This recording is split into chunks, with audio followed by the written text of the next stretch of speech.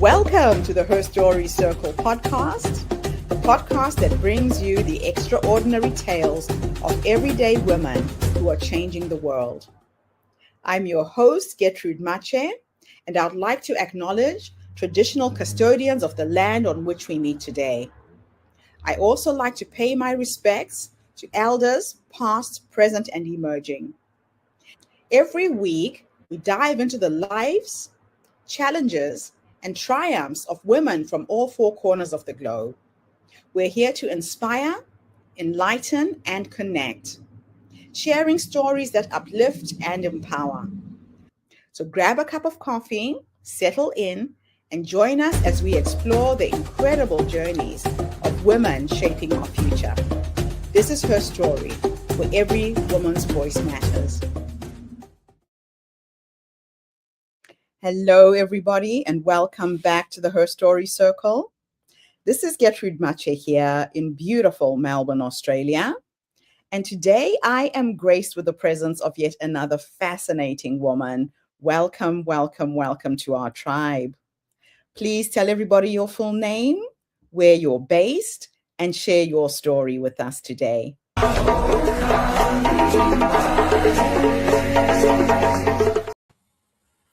Hi, I'm Lauren Young Durbin, and I'm based in Richmond, Virginia in the U.S. And I'm excited to be here. So I want you to imagine it, because if you are a Golden Girls fan, you can picture it. It was October 1st, 2021. You had some very, very vivid dreams, and you wake up from your dream, you're strapped down, you have a tube down your throat. Chucky is on the TV because someone decided to leave the Sci-Fi Network on in October, because remember, it's October 1st, and you have no idea what's going on. That's exactly what happened to me after I gave birth to my twin boys. I found out later that I had been in a coma for over a week, and I am a communicator. But when I woke up, I couldn't write because my arms were strapped down. I couldn't speak because I had a tube down my throat, and I had no idea what was going on. I had no idea that I had been in a coma. I was just sleeping, had some really bad nightmares. And so I woke up to a nurse telling me to calm down because my blood pressure was going through the roof. And she finally explained to me what was going on. And it was terrifying, not just for that fact, but then I realized I couldn't feed myself. I couldn't walk. I had to relearn how to walk. And my friends and my husband, bless their souls, I thank them every day pretty much, they helped me do those things. And so, but my mind and body were disconnected. So my body was like, yeah, you have been in a coma for a week. We are not ready to do anything. You just need to stay in that bed. And my mind was like, well, we just woke up from a nap. What's the problem? So I'll never forget, I stepped off my bed and I kept going. Gravity took it over. So I fell to the ground because I couldn't walk, but I didn't know that. I just assumed that I could go ahead and walk. And I just laying there for a while, and I called for some help, and I got reinforcements. They put me back in bed and chastised me. No, you shouldn't be walking. And over the next couple of weeks, I had to reteach myself all the things that I knew how to do. And so I would literally take a step, sometimes fall, I would cuss up the dickens, and then I would get up and I would take another step. I would sometimes stumble. Maybe I didn't fall this time. I'll just stumble. I'll cuss again because I'm very good at not cussing through these things, but yeah, life gets in the way. And I would get back up. And that's why I want people to take away from that story, because not everyone's going to have a coma story. That's just, thank goodness, not everyone's going to have a coma story. But the women I work with, they're so scared to take a step because they don't have that clarity. They think, I need perfect clarity to make my next move in my job, or, to follow up on a hobby that I wanted to do. But the reality is that you don't need clarity. And clarity really is a lie in terms of, what do I need to do to get started? And there is a quote from Martin Luther King Jr. that I'm going to paraphrase it. It's like, faith is taking the first step without seeing the full staircase. And really, that's exactly what it is. So I'm going to tell you another story. This is about a client of mine. So she started working with me, and she was like, I don't know. I'm working with you because I don't know what I want to do. I just don't know. I think I want to move in her actual industry. I won't say her industry in case she's watching. She wanted to move forward in her industry. I can say it was pharmaceuticals. She wanted to move forward in the pharmaceuticals industry and the marketing, which is what she did. But she was like, well, I don't know if I want to stay in pharmaceuticals, or if I want to, maybe I want to do something else. Maybe I want to, I just don't know. So she was paralyzed, analysis paralysis. And so she's like, I just don't know what I want to do. And I just don't feel comfortable moving without having that clarity and knowing exactly what I want to do. And I'm like, you don't need to know what exactly you want to do. You just have to get started. And that's why I always tell people, clarity is a lie. Clarity is a lie with great PR, great PR agency behind them. Because what it does, it gives us permission to procrastinate and to lie to ourselves and say, well, if I don't know exactly what I want to do and how I want to do it and have an exact timeline and resources lined up, then I don't have to do it. I'm not ready to do it. And you only get ready by getting ready. So while I was working with that client, the first thing we did was do one thing. Just, what's the one thing that you can do? And so she was like, well, I don't know. And I'm like, okay, of course you know. You just think you don't. So I'm like, why don't you list your skills and start there? Just list what you do, what comes natural to you. And so we started working through that. So by listing her skills, looking at jobs that she thought were interesting, seeing if they matched up to the skills that she wanted, the non tactical or tangible things that she, like the compensation, the benefits, the what kind of company, what kind of industry. We got to a place where she decided, yes, she did want to stay within the pharmaceutical industry, but there was another company that had a better fitting position for where she wanted to go. So she gained clarity by doing. Let me tell you another story, and this one involves moi. Again, I wasn't born a career coach. And I know that's hard to believe. Isn't everybody born a career coach? I wasn't. I took a very windy path to get to where I am. Even within the career coaching space, I started out, still am a licensed attorney, but I started out with the business that I called New Start Career Coaching. And I talked to everybody, men, women, it didn't matter where you were in your career. I was going to coach you. And I really didn't have a focus other than helping people change careers. And so then I realized by coaching people, I got greater clarity on who do I like to work with? Well, I liked working with women. So I narrowed my niche down to women. All right, that's great. So I work with more women, and they are all over the spectrum in terms of industries, where they were they starting out. Some people were still in school, particularly law school. They were all over the experience spectrum. But by working with women and actually, again, not always doing well, I gain greater clarity.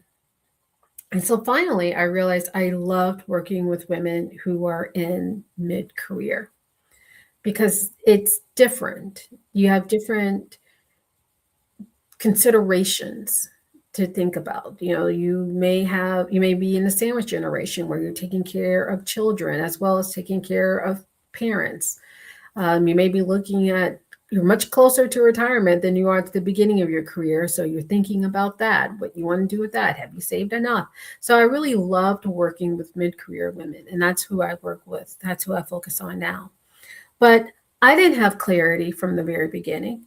I got clarity by doing, and I made mistakes along the way.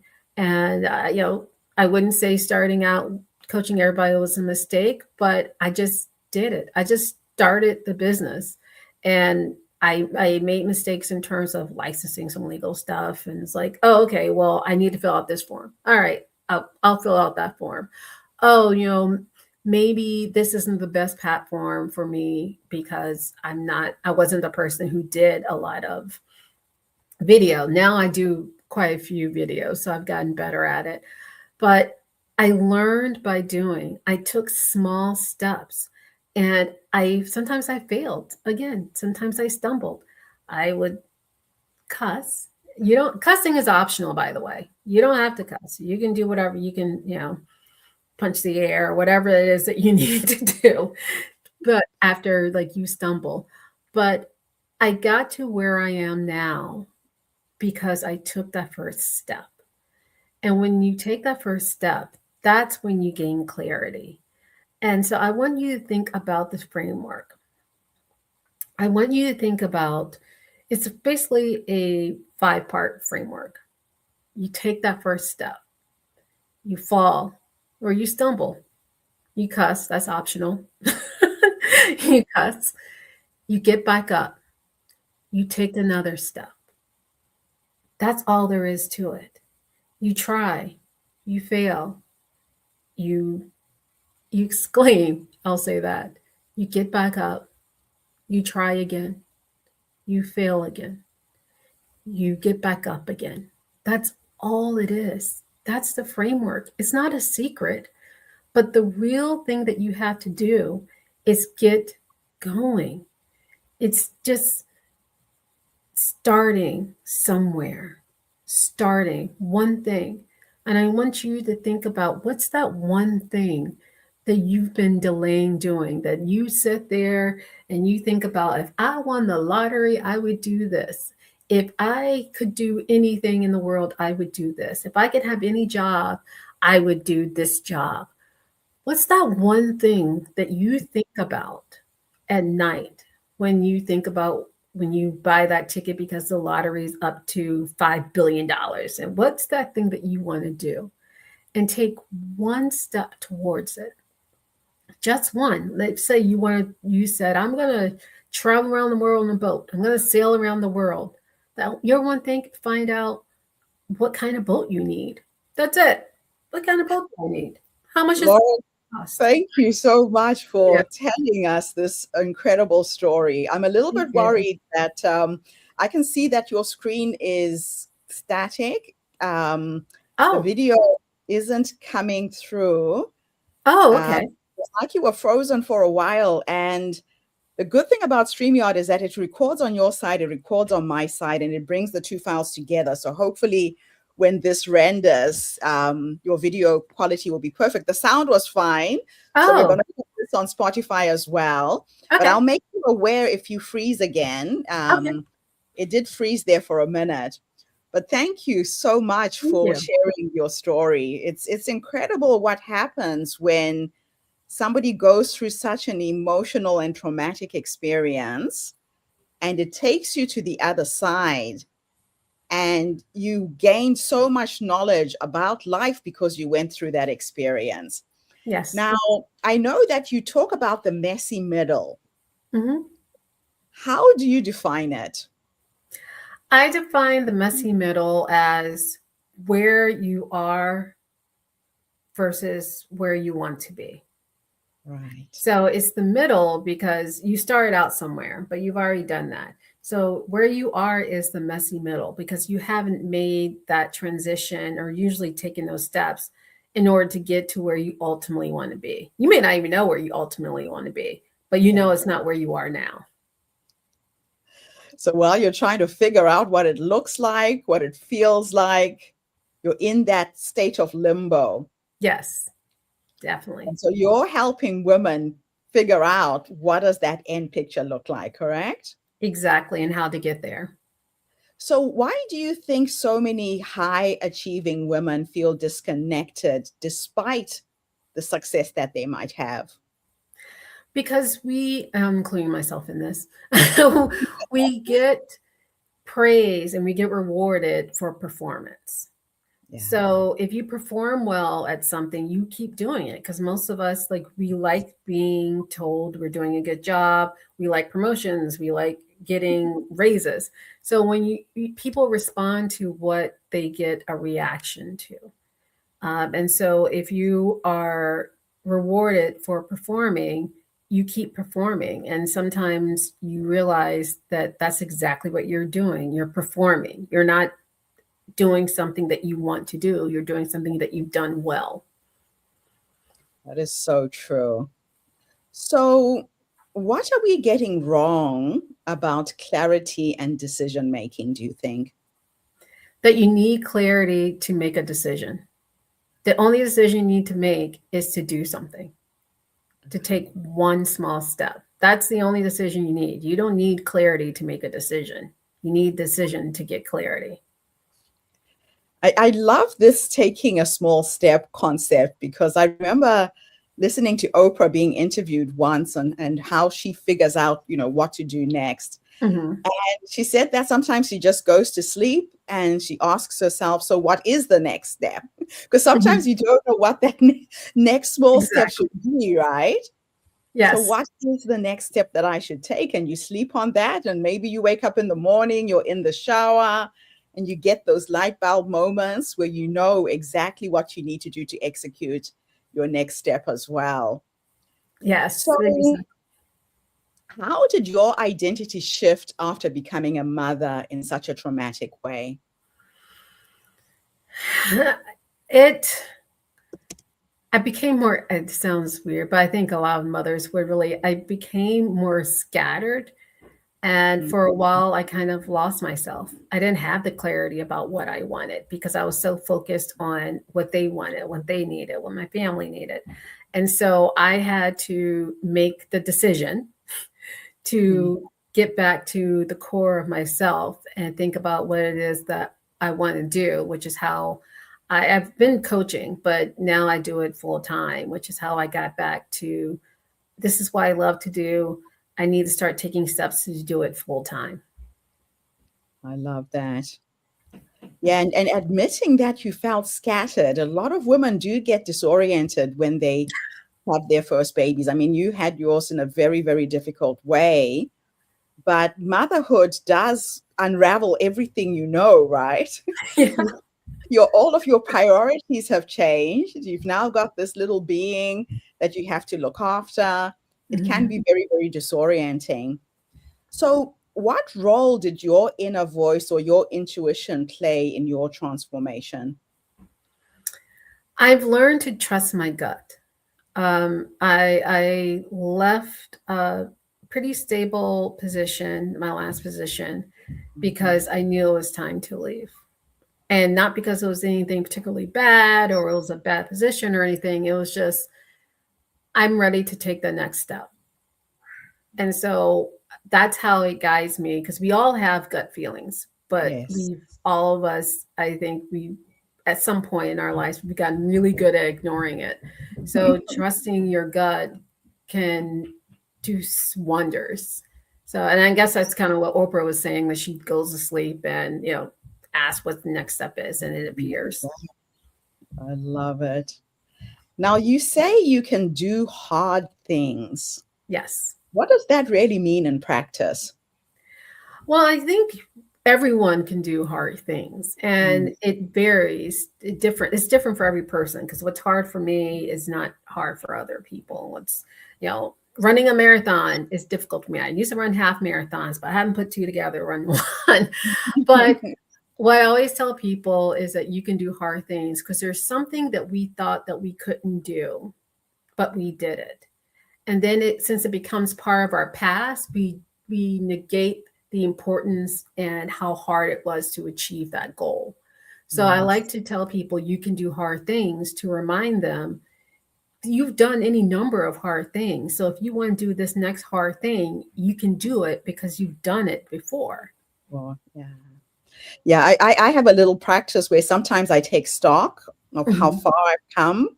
I Yes. just sit, when I'm going through the next challenge, I sit down and I write down things that blew myself away. And I'm like, wow, how did I do that? Right.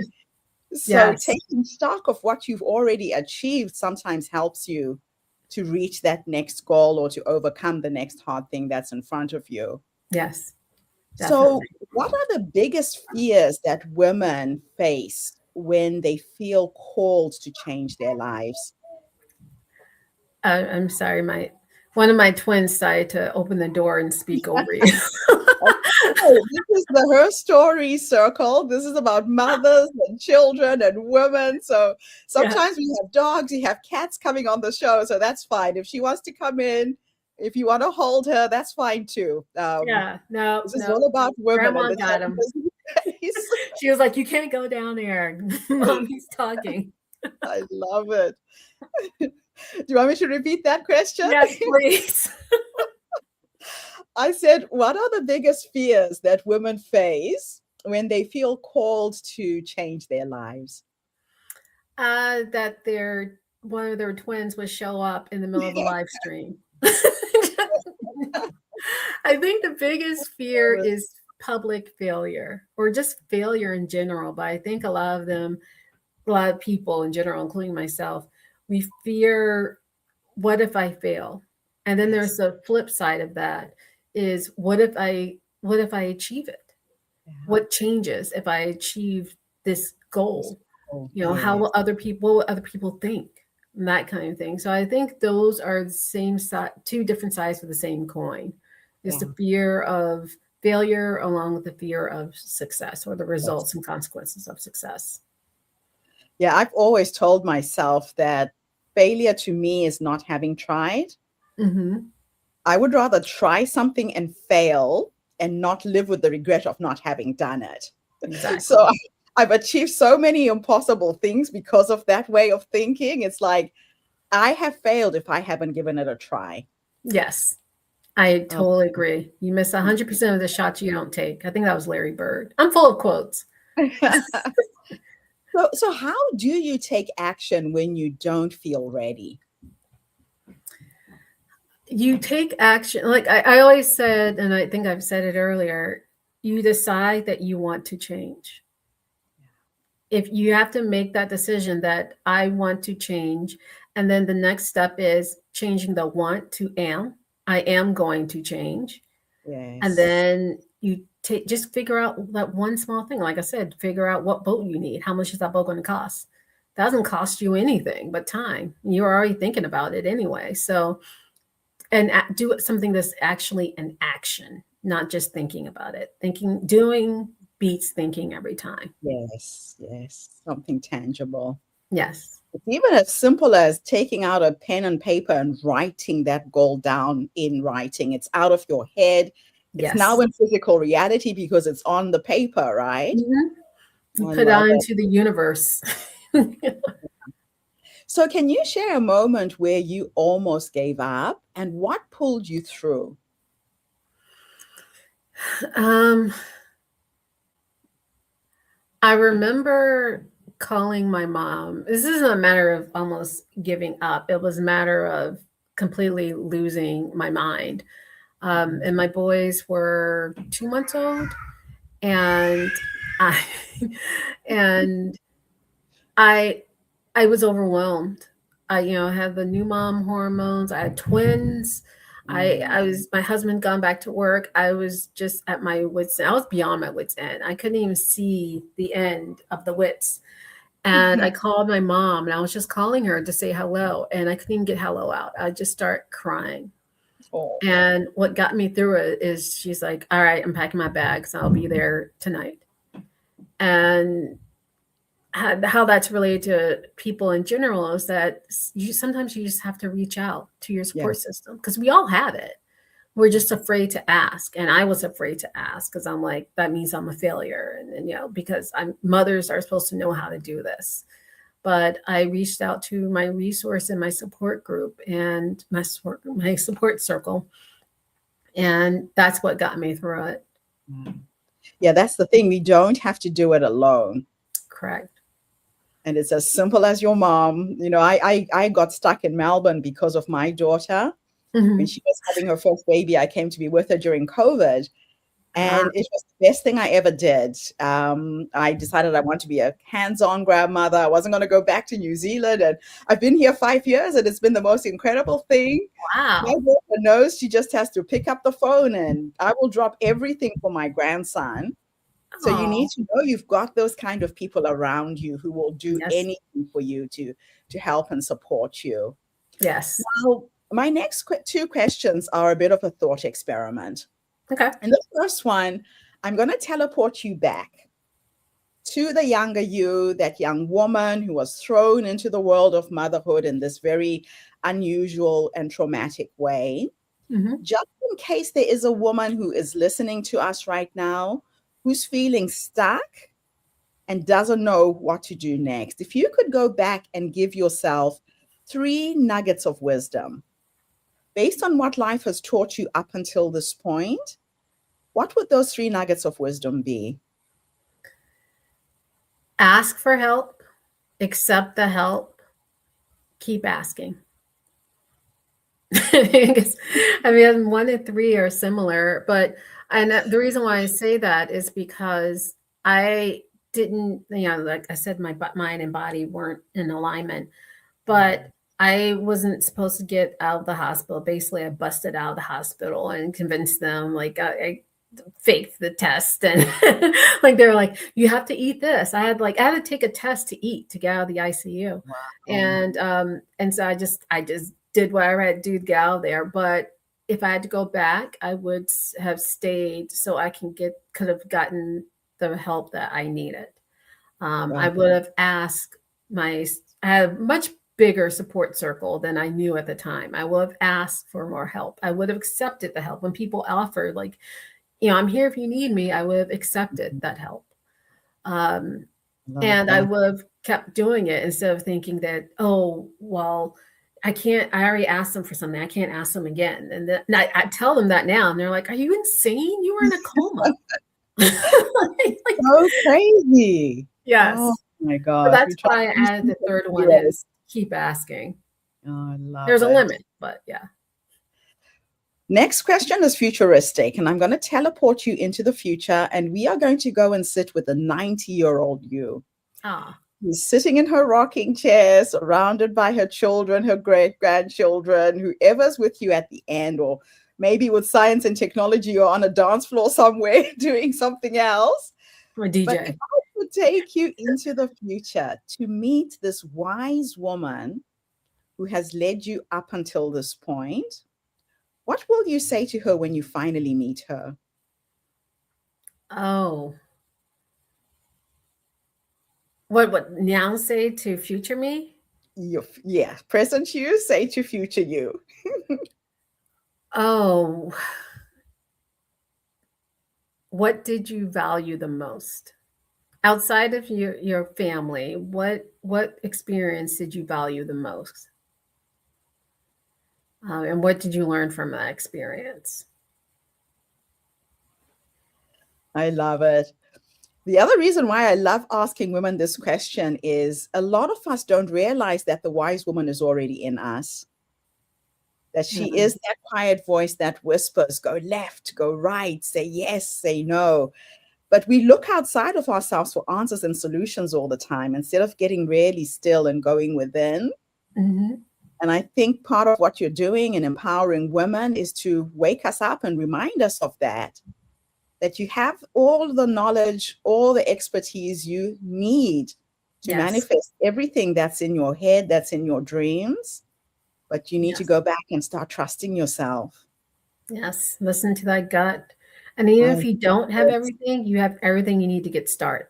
Yes, definitely. Definitely. And it's getting started, taking that first step. Taking that first step. Oh, this has been such a fascinating interview. Now, is there anything else I should have asked you and I didn't? Oh, goodness. I wasn't ready for this. Is there anything you should ask me that you haven't? I would say, what would I tell my younger self? What would so to finish that circle of present, Yes. younger self, like as a Mhm. child, I would tell her to not dull her shine for anyone Oh, and to keep reaching for the stars. Don't play small for anybody, including yourself. yeah. Just play big, swing big, live big. Oh, that is absolutely beautiful. Thank you so much for coming online and sharing your story with our community today. Thank you for having me. Absolutely inspiring. And thank you to everybody who tuned in. The Her Story Circle is not just a podcast. We are a social impact movement that brings you the stories and voices of women from all over the world. We share our stories to uplift you, to inspire you, to energize you, but most importantly, to help take you from where you are now to where you're trying to go. So if you are a woman who's feeling stuck, don't try and do it alone. There's experts, there's coaches who can help you. I have Lauren's website at the bottom of the screen. Reach out and get the help that you need. Or if you know another woman who's going through a struggle, who's feeling stuck, please share this video on your social media, tag a friend, tag a relative, and get them to get the help that they need as well. I'll be back again tomorrow, everybody, with yet another amazing guest. In the meantime, have a fantastic day, morning, or evening, wherever you are in the world. And Lauren, thank you again for this interview. Again, thank you for having me. Have a good evening, morning, night, everyone. Bye for now, everybody. Thank you for tuning into the Her Story Circle podcast. I hope today's story has inspired you to believe in the power of our stories and the difference you can make in the world when you use your voice. I'm Gertrude Mache, and it's been an honor to share this space with you, where voices from all walks of life come together to weave a rich tapestry of diverse perspectives. Don't forget to subscribe, rate, and review our podcast to help us share these stories with more listeners. Follow us on social media by looking for the Her Story Circle podcast for more updates. And join us tomorrow for another episode filled with courage, resilience, and empowerment. Remember, your story matters, and together we're building a stronger, more inclusive world. Until next time, keep making her story.